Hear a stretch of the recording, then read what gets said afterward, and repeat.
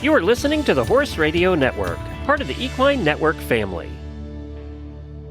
This is episode 725 of the Dressage Radio Show, official podcast of the United States Dressage Federation on the Horse Radio Network, brought to you by Kentucky Performance Products. On this week's show, we're talking to a couple of very successful riders directly off the North American Youth Championships last week, Mary Claire Pillar and Claire Robinson. After that, Lori Bell returns for a trainer tip about the mental aspect of competing.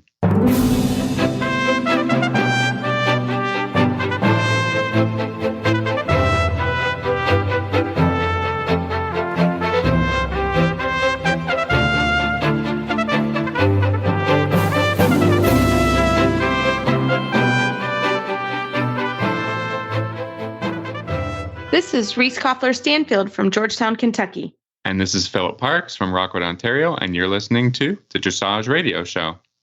Well, hi, Phil. How are you? I was just going to say, welcome back to this time zone.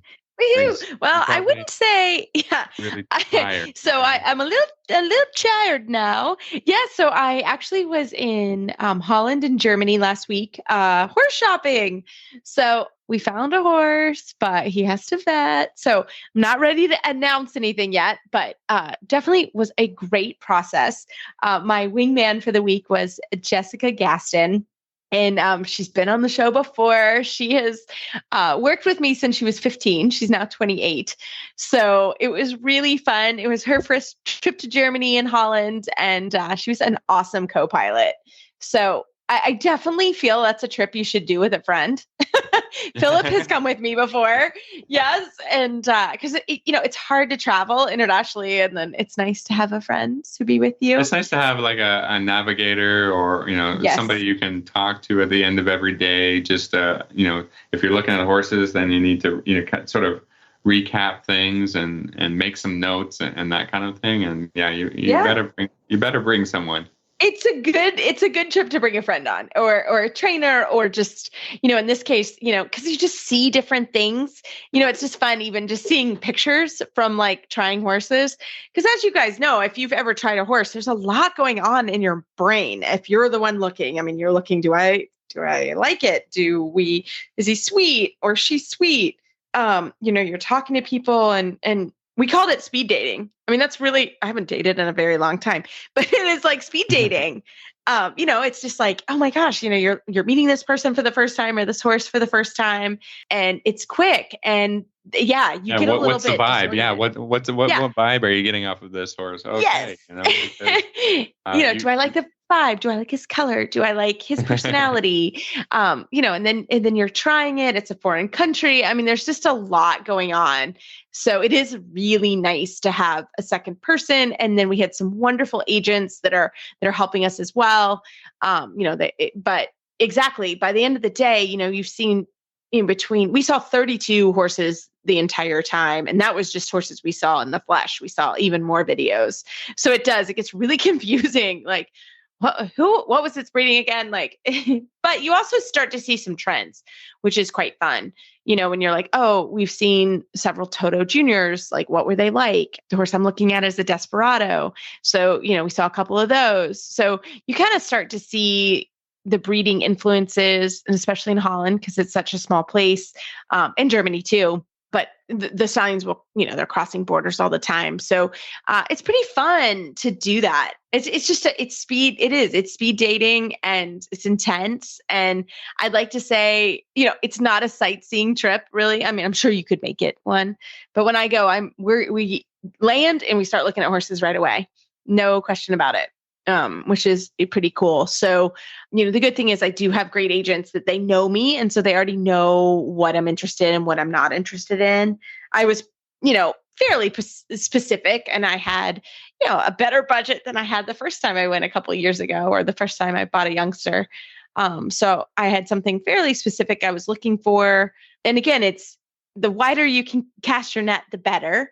So it was a great experience. Lots of fun. Of course, we definitely hit tack shops, but even by the end of that, you're kind of like, okay, I've been to a lot of tack shops. We kind of start to see the same stuff, which is interesting, because definitely with globalization, we can now with the internet, you can get stuff from Europe all the time. So it used to be tack shops were really, really fantastic. And now, you're kind of like, okay, yeah, we kind of get a lot of that stuff, but sometimes it's cheaper to get it there, which is nice. So yeah, it was a great week. Well, Phil, we have a great show for everybody tonight. We hope you're going to enjoy it. Great interviews. So we're going to come right back with some gold medalists from the North American Young Rider Championships. I think you guys are going to love it after this break from Kentucky Performance Products. Vitamin E is a powerful antioxidant that supports healthy muscle and nerve function by limiting cellular damage.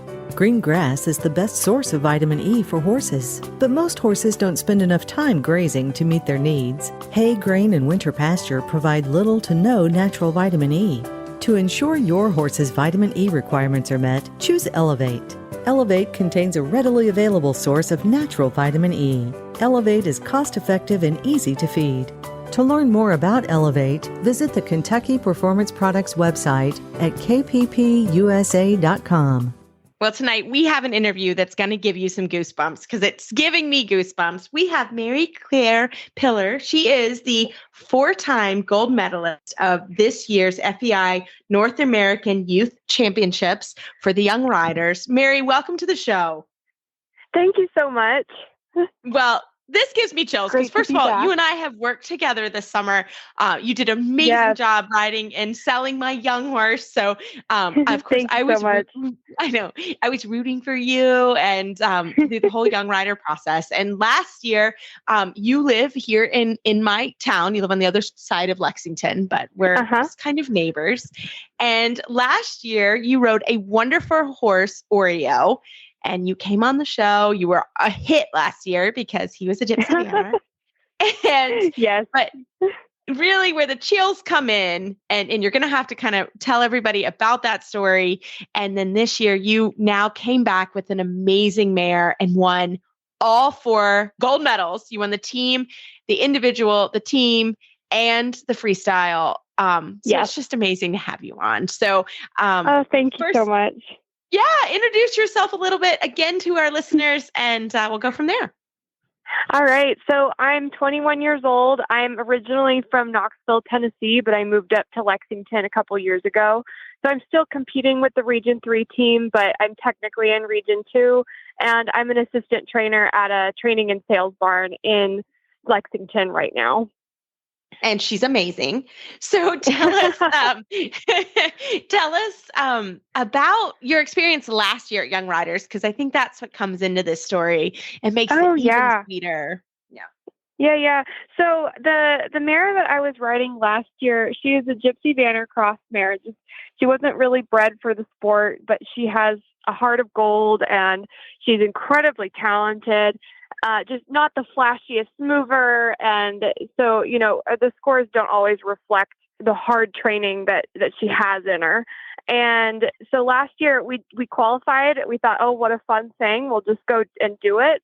And we were on the gold medal team last year. And it was just such an amazing experience. I learned a lot at that horse show. The team aspect of the competition was really fun. I met a lot of really great people. And so we thought, oh, well, if we have something going this next year, we'll go again. This is my last year as a young rider, and just kind of see how it goes. And it went all right. So I think it went okay. So tell us about your current mare that you just won everything on. Yes. So she's amazing, and I've been working with her for a long time now. And so she's owned by the head trainer here, Emily Brolier, who I work for. And so we got her kind of as a little bit of a project a couple years ago.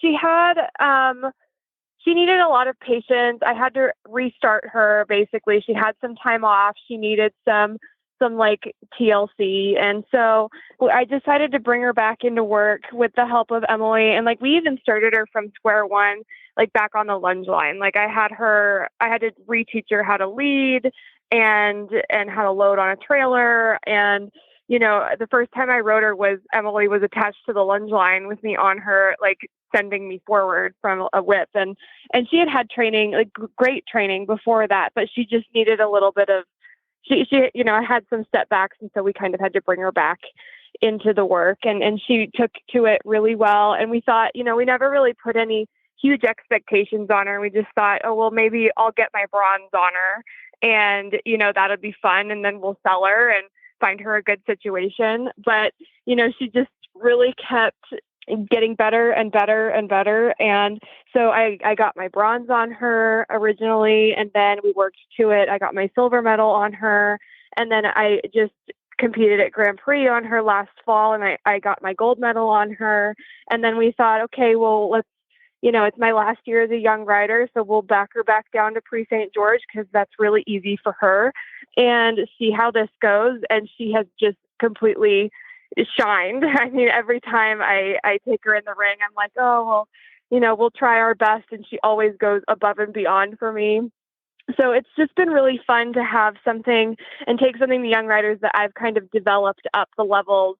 And that was always really important to me and really special to me that I was able to do that.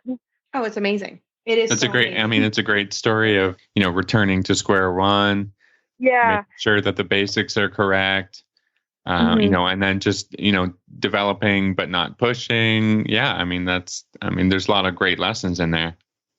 Yeah. Yeah. She has taught me so much, like not even just about the training, but like the mental well-being of the horse and making sure that she's, happy and, enjoying the work. And like, even the last day of Young Riders, it was, that's a really long horse show. You're there for a week and there's not a lot of room for them to move around. So I thought, oh, well, she's going to be stiff. She's not going to want to, go to work the last day. She's going to be tired. And I got on her the last day of that horse show for the freestyle, and I could barely hold her back because she was going to the ring. She was like piaffing and she's like, let's go. And like power walking. She's like, let's do this. I thought, oh my gosh, what a worker. That is so cool. And just, like you said, a huge showing of what it takes. That sometimes you just have to take a step back in training and see what the right method for your horse is. So how does she handle the venue at Traverse City? Oh, she was great. The one thing I love about her so much is how brave she is. I mean, there are flags and jumpers and, water trucks and everything. And she just took everything in stride and was super happy and brave going around that facility and schooled really well coming off the trailer because it's a long drive. And so she took it all in super well. Also loved the trails that were around that horse show. It was great. Oh, that's fantastic. So what's the next thing you guys are up to? So we are headed to Festival of Champions next week to compete in the Young Riders again and hopefully have similar outcomes. We'll see. Yeah. And then, after that, obviously she is for sale. So if we still have her, I'm going to keep working her back towards the Grand Prix, kind of round the edges out from that and just kind of start working towards the U25. Well, that sounds great. Can you please tell our listeners and myself, because I'm Canadian, what is the difference between the youth championships and then you're on your way? You said you were on your way to Festival of Champions. Will you be competing against the same people or different people? Yes. So how does that go? So it's similar. I think the difference between Young Riders and Festival is the NAYC. That's the International Horse Show. So that's the CDI that includes Canada and Mexico, and there are a bunch of other countries too in North America that come as well. And the festival, I believe, is just the national show. So it's a prestigious horse show, but I think it's more for just the U.S.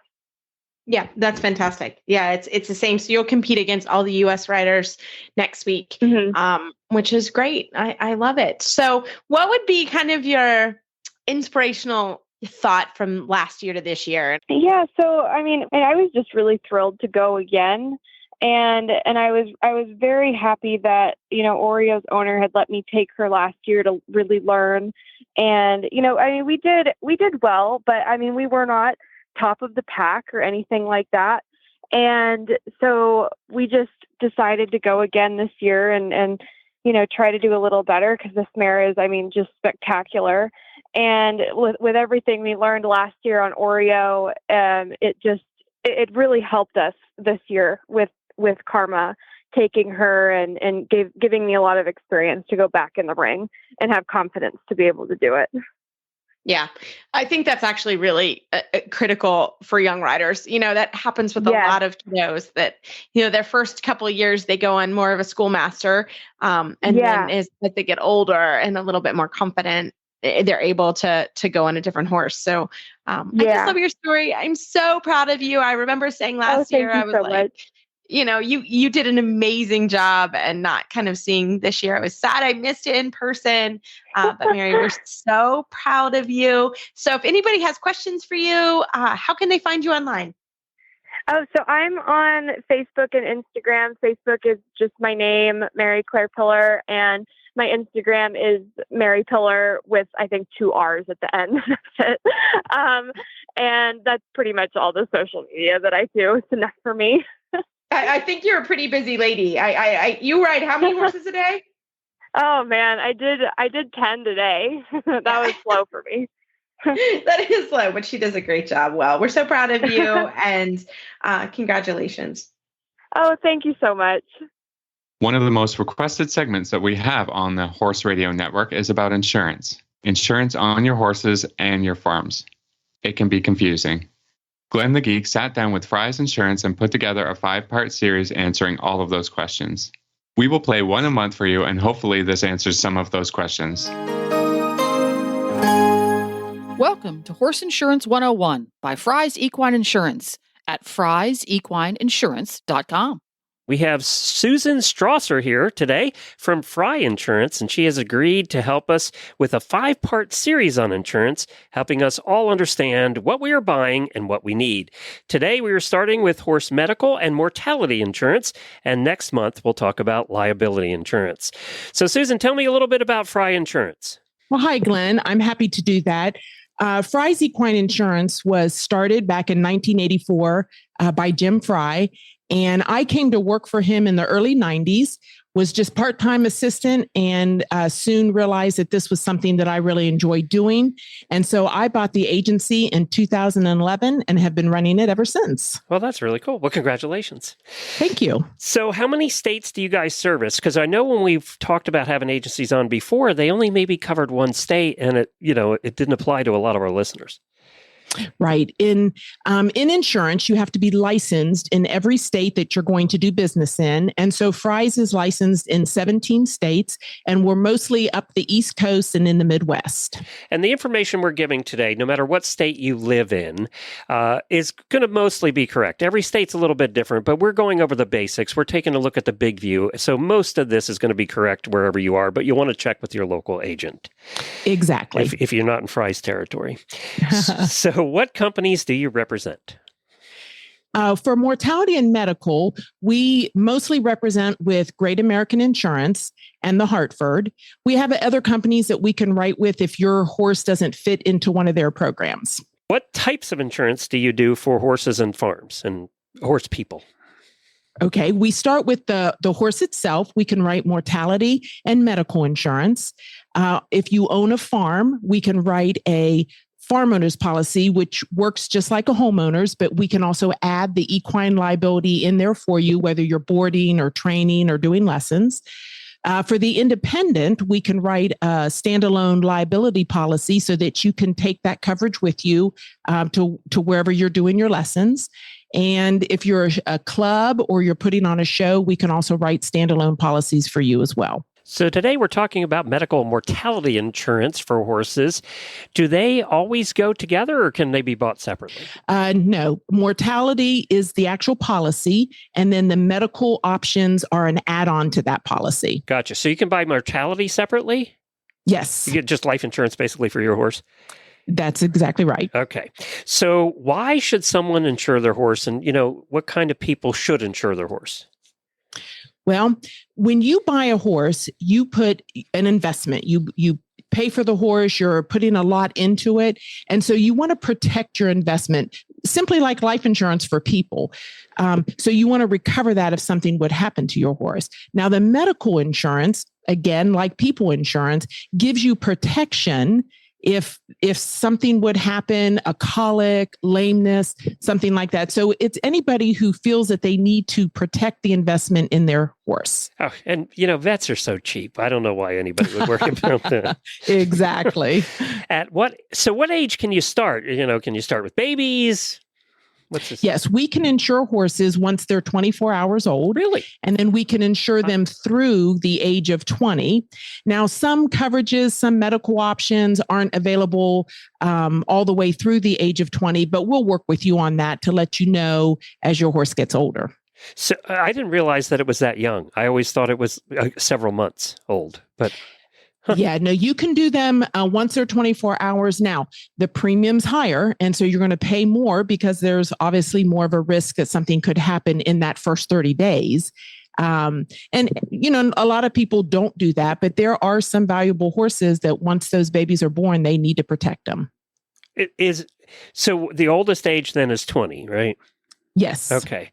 Is there at least for full mortality coverage? Now, you can insure your horse after the age of 20 with what we call limited mortality, which is a very select few things that the horses could die from. So it's not anything like the full mortality policy. Is there a minimum value? So I bought my horse for $1,000, right? And, is there a minimum value for a policy? No, there's not a minimum.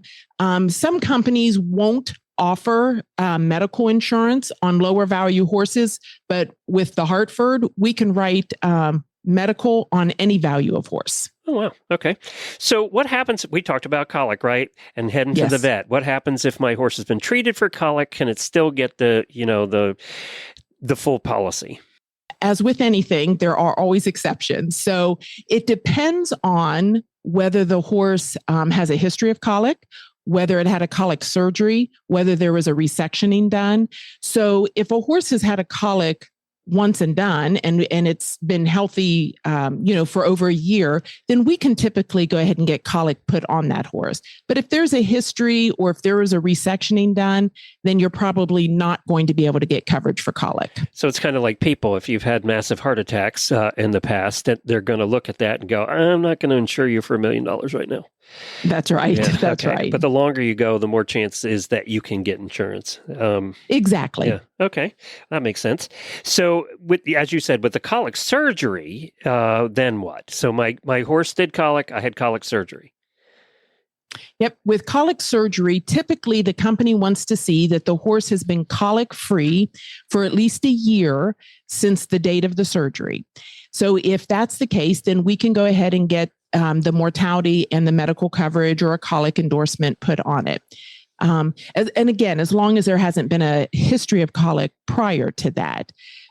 Now, in saying that, you can still insure your horse who's had colic, but they may just exclude colic from your policy. So you can still get the mortality and the major medical coverage. Major medical is going to cover, other things, lameness or laceration, things like that, but it may just exclude colic coverage. That's interesting because that's the same way they'll do it in people too.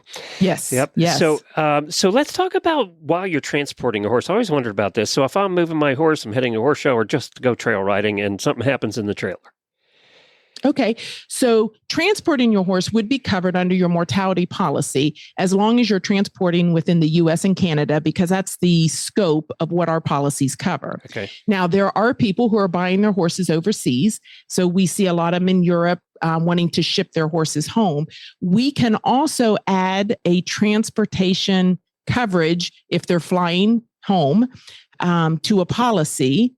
And so that you'll have the coverage from the time the horse is loaded onto the plane until it gets here. And then you can opt to either continue that coverage, for the balance of the year or just have it, for the flight home. If I'm concerned about being able to pay my vet bills, I'm a horse husband. I'm always thinking about those things. All of us horse husbands are. That's right. And if my horse becomes ill or has an injury, what types of coverage are available for that? Okay, so again, we start with mortality, and then we're going to add on different medical options. So we can start with a colic-only endorsement, which is going to cover required treatments and surgeries related to just a colic. Or you can choose a surgical endorsement, which is only going to pay for required surgeries. So it could include colic or any other type of surgery. Or you can go with a major medical option. Major medical is going to cover required treatments and surgeries up to the limit you select. So most companies are offering different limit levels for you to choose from, depending on your budget and where you feel comfortable. That would be it for the medical coverages. So how about loss of use? Is there any loss of use coverage, meaning I can't use my horse, I guess this would more apply to the serious competitors out there. Yes, loss of use is being restricted to certain uses by most companies now. So if your horse is a venter, reining, a jumper, dressage, you can then look at adding loss of use to your policy. So the way loss of use works is if your horse is injured or has an illness that makes him permanently unable to perform the use that you purchased him for, then you could go into loss of use. So it is an add-on to the mortality policy, and all companies are a little bit different in how they pay. It is not 100% payout. So it's usually about 60 to 70% of the insured value. And once the company pays for that loss of use claim, then the rest of the coverage is canceled and you cannot get any insurance on the horse again. Okay. Are there uses or disciplines which do not qualify for coverage? No. Any horse can be insured for mortality. But when it comes to medical coverage, race horses that are intended to be raced, they do not qualify for any type of medical coverage. Well, now the big question is, what's it cost? Yes, that is the big question for everybody. And so that, of course, depends on many factors. So when you call us or send us an email to get a quote for your horse, what we're looking for is the breed, the use, the age, and the value of the horse, because all those will factor into what the rate is. As a horse gets a little bit older, when it turns 15, for insurance purposes, it's considered overage. And so the rate then goes up. So it is always best to give us a call and we can be happy to give you that quote over the phone. How is it determined how much my horse is worth? I'm going to do life insurance. How does that determined? Okay, so we typically start with purchase price, but if you've owned your horse for a while or you've raised your horse, then we'll look at things like training records, show records, anything to show us why the horse is at the value that you have set for it.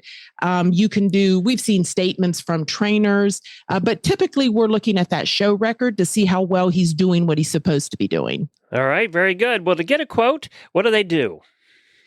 They can give us a call at 614-875-3711 and talk with either myself or Ron Johnson, or you can go out to our website. There's a form out there that you can fill out, or just shoot us an email at info@Frys, Frys, equineinsurance.com, and we'll be happy to answer any questions that you have. So if you'll listen in next month, we're going to discuss liability policies, liability for the horse owner, for the independent, and for the farm owner.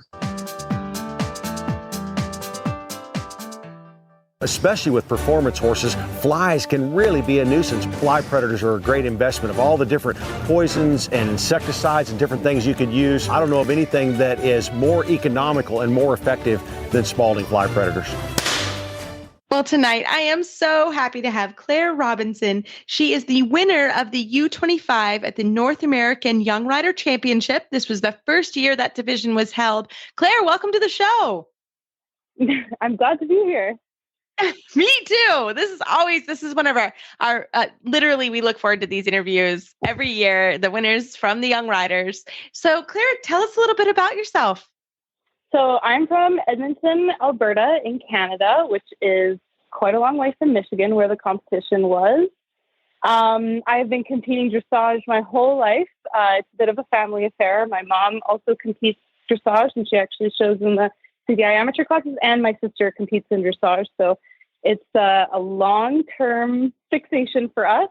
And this is my first proper year of competing at the championship in the U25 division. I've had this horse for about 4 years now, and I finished him up to this level myself. So it's been an absolutely surreal year for me, up to the championships and through the championships and every day after, I'm sure. So yeah, that's my story. So did you qualify in Calgary, in Vancouver? Like where are the competitions for you guys out west? So this year has actually been really an amazing year. We've had 4 CDIs up in Canada on the West Coast. But actually, I spent the winter down in California this past season with my trainer, P.S. Fortmuller, and that's where we achieved most of our qualifying scores at the CDIs down in California. And then one of our most important set of scores we actually got at the Devonwood CDI in Oregon, which was the first CDI, I believe, that's been held in Oregon in quite a while. And it was really just a wonderful sort of stop on our trip to the championships, to getting the qualifying scores. So yeah, that's lots of opportunity this year, which is really, really wonderful on the West Coast. No, absolutely. That's been, one of the hardest things for every rider on the West Coast. Coming to Florida is so expensive, and but still, that's a long way to drive. It's a huge commitment. So Claire, tell us a little bit about your horse. So my horse, Glamour Boy, we found him in Holland. I was looking for a horse maybe with a little bit more experience. I had my eye on the U25 divisions. I knew I wanted to gain some experience in those departments. And when we went to the stable that he was at, we actually went to look at a different horse. And when they said, oh, we have this other horse as well, like maybe you would like to take a look. It's a little bit greener, it's a little bit younger. And they brought him in, and I remember my mom grabbed me by the arm and said, Claire, if you don't buy this horse for yourself, I will buy it for myself. This is the most beautiful horse I've ever seen. And I've thought that every single day I've gone into the stable since then. He is just the most amazing horse. He's very sensitive. He's very ticklish. We have to dress him up in new places in a Superman suit, because he's the sort of horse that you go to take him for a walk and, his shavings have touched him and they're on him. He thinks he's a bug. So he's a huge character, definitely a huge learning curve for me, but I love him. He makes every day worth it. So yeah, he's just amazing. So is that kind of like a Thunder Buddy suit? I remember we had a dog that was like, had to be dressed up in the Thunder Buddy gear. Winston has one too. My little Winston has a Thunder Buddy vest. We upgraded. Okay. So I understand, because my dog needs one. Same thing, yeah. When the storm comes. Yeah. We call it his superhero outfit, because we like to make him feel brave and, very full of himself, because he thinks he's the greatest. So yeah, we call it his little superhero outfit, and we like to say we dress him up in it so that he can fight his monsters in the stall all night long and feel tough and brave and capable, and it seems to work. So yeah, he loves it. So talk to me about your sister a little bit. You guys have different horses. Are you and your sister, different type of rider, or how does that work, at home? And then you have a mom to compete with for horses. So yes, totally. My sister and I are both very competitive. We like to say that we're both totally the same and could not be more different. For example, I just graduated university with a history degree, and she's like a sciences major with bio and chem. So let's say we have very different brains. We totally have different horses. For everything that mine is loud and full of himself, hers is like a little princess and so quiet. So we've competed with and against each other quite a few times over the years, and we're definitely competitive. Sometimes, family dinner is a little bit interesting, but at the end of the day, I mean, it's just so amazing to be able to do it with family and my mom too. My mom, of course, is a little bit more, she's a little happier to pass the ribbon off to either one of us than perhaps we are between each other. But yeah, I mean, how amazing that we get to travel together and to do this sport together, and definitely something that at the end of the day, no matter what kind of disagreement we're having, we're just so grateful to be able to do it with each other. No, I love it, because I also have a sister that I competed with, and we did Young Riders together. She was 4 years younger. So, she was kind of starting and I was kind of aging out. So it was fun to do that. But my mom used to say, she used to like literally, say a prayer that either we would both make it or we would both not make it. But thankfully, each year we tried together, we both made it. So that was good. But yeah, it was really, it was literally what our family did. So it's really fun to have a sister. And I was the same, very different than my sister, very different horses. But it does leave some fun dynamics. Well, so tell us, kind of switching gears a little bit on the test. I mean, this was the first time they've had the U25 division. So tell us a little bit about that, and then a little bit about the test, et cetera. Totally. When we sort of went into competing this year, at the very start of the year, we didn't actually know whether or not it was confirmed or not. So we sort of built the season around just, trying to improve the ride, trying to improve the timing and the feel during the test. And I mean, it was just so exciting to be able to qualify and to go. The pressure is unreal. I think probably every rider in that division would say it's something really, really, really different. And I mean, my sister has gone as a young rider. I went actually once as a young rider back in 2019. And even when you've done it or when you stand next to somebody who's done it, it's totally different pressure. And I mean, I've shown international U25 before, but that team pressure and, this big trip and this huge event, and it is just, I think, invaluable experience. I know lots of U25 riders and myself certainly we're really hoping to step up to the senior level eventually and hopefully make a senior team at some point in the future. Love it. So I just think it is just such an incredible experience to be able to get a little taste of that in the U25 division and build those skills. Fantastic. So any challenges? I mean, it's a super hard test. Can you kind of explain to people the test that you ride? Totally. So we compete, the team test is the intermediate 2 test. And then the actual U25 test introduces some more difficult piassage lines. You have an extra zigzag in your trot half passes, so it's a little bit steeper. And of course, then you go up to 9 2-time changes and 15 1-time changes. So the flying changes in particular, although they seem like they're just on a straight line, they've been one of the biggest. Everything is, of course, a challenge when you're learning, but the flying changes have been such a big challenge for me. And it's just that timing, the balance, the feel for those, tighter turns, sharper they're steeper half passes. It is just a very technical test, and there's just as many places for you to pick up points as there is to lose them. I've definitely learned that. Yeah, it's an amazing feeling when it goes right, and it definitely feels like you're drowning when it starts to go wrong. So, there's no time for thinking or getting in and out of it. I know somebody asked me, they're like, so what are you thinking as you ride that test? And I'm like, I'm just thinking forward. Like, I'm thinking to the next, like, am I thinking? Like, it is a crazy, and that's, again, we're just learning to cope with the pressure because it is such a technical test and there's so many details. To be able to prevent yourself from cracking under that pressure is definitely, well, at least for me, it was definitely a challenge and definitely like a huge learning experience.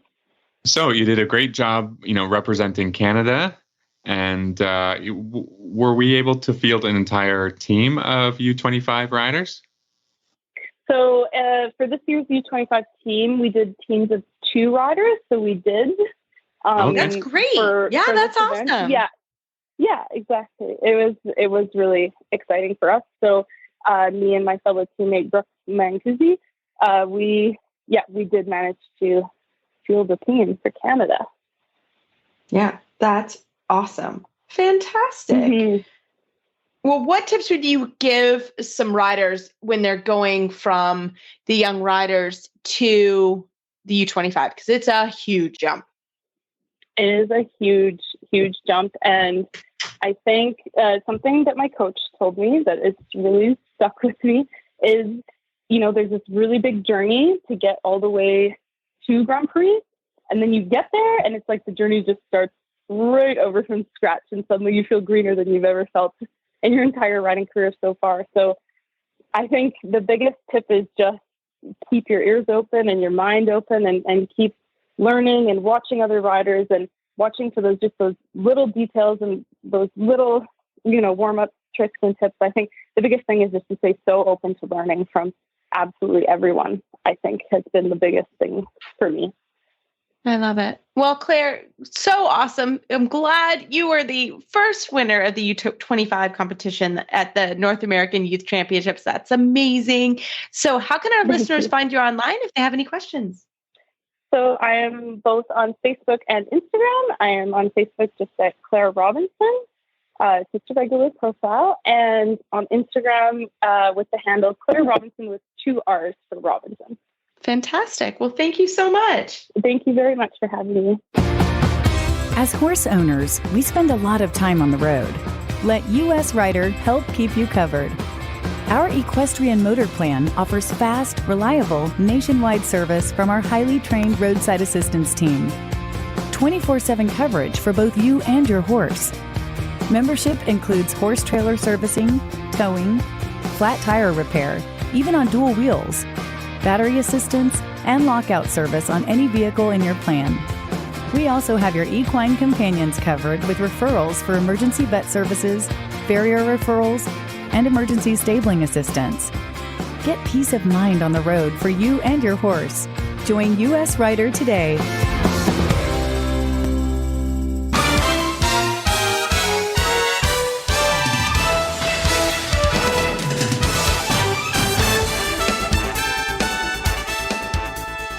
Well, for this week's trainer tip, we have Lori Bell, international rider from Canada. Lori, welcome back to the show. Thank you. It's good to be here. Absolutely. So, Lori, what is your trainer tip for us this week? Well, for me personally, not so much as a coach, but for me as a rider, the one thing that I realized was a limiting factor in my success was the mental aspect of riding, of competing, of making a team, whatever. You can get the horse, you can get the good coach, but can you be mentally prepared? And at one point, I actually had, at the same time, 2 sports psychologists, very different approaches, but both super helpful to how I could use my mind in a better way, approaching competition in particular. Absolutely. I love this because, Lori, I've also had one and I still use her. When I was competing internationally, I worked with her quite often. But I still use her now that I'm not. And sometimes it's right now I'm changing sort of my just where I am and the place where I am. My Grand Prix horse is retiring, and that changes things. And I think there's so many resources that they can give you. I've also had a rider who was struggling recently. It was job related, but of course it was coming into her riding as well. And so to be able to speak to a sports psychologist and work through sort of what was actually not a riding issue, it was a work issue, but it was coming into it. And so I love it. I think this is a great tip. And like you said, there's different types of sports psychologists out there. There are books. We've done some really good interviews with book club books. We have a book club here at the podcast. We had a book, Ride Big with John Haim. And also the other one that I love, it's also an audio book, is Brain Training for the Horse and Rider by Andrea Waldo. So those are 2 books you can search on the podcast. We had both of those authors on and they had great discussions. So if you don't have access necessarily to a sports psychologist, but you want to read, those are 2 ones that I also recommend. I think they're great resources. That's something I would be really interested in because the sports psychologist can get expensive. And to have some backup in an audio book or whatever would be awesome. Just to help you with how do you get into that so-called zone that some people seem to know how to do and other people need a little help with that, to focus, to get rid of the nerves, all of that stuff that can influence how you are in the ring competitively wise. So, it requires a lot of different skills to train a horse. And then how do you take that, to a horse show? And there's a lot of people who don't like horse shows and aren't competitive at all. But others, you get that itch and want to do better, even if it's not their specialty. And I think that's a great way to just pick up those books, or whether it's at horseandriderbooks.com or you can order them. Yeah, great resources. Yeah, I love it. Well, Lori, thank you so much for your time today. If our listeners have any questions, how can they reach out to you? They can use my email, Lori, Lori, at horsehavenimports.com, or they can go to my website and find my email there at www.horsehavenimports.com. That's probably the best way to get a hold of me. Fantastic. Thank you so much. Okay, thank you. Well, Phil, we've got a lot of email and Facebook shout outs coming. So we're really excited to work through those with you and keep them coming. We love it. We keep them in the queue and keep going for it. So we also have a very exciting announcement. We have our new book club book coming, which we're really excited about. So it is called The Training Spiral by Sue Grice. Again, you can get that on horseandriderbooks.com. They're always great about helping us with new books that have come out. So we're really excited about this one. So grab it and get a hold of it so we can start to discuss. What do you think? I think that's awesome. I think, horseandriderbooks.com is the best place to be getting, our book club books. And the auditors should monitor their Facebook page, because we give out a copy of the book to one of the auditors and then interview them about it. So it's going to be great. So we look forward to that as we move forward into the fall season. Well, as always, you can find our show notes and links to today's guest on our page at horseradionetwork.com. Search Dressage Radio Show. Like us on Facebook, just search Dressage Radio Show. Follow us on Twitter at Horse Radio.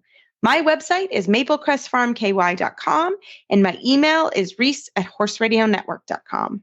I think the best way to find me is probably through Facebook, or my email is philip@horseradionetwork.com. I'd like to thank our sponsors this week for allowing us to put on a good show. That's Kentucky Performance Products and Fry's Insurance. If you'd like to support our show and the Horse Radio Network, you can do that through the Auditor program found at horseradionetwork.com. Everybody, keep your heels down and your shoulders back, and we will talk to you next week.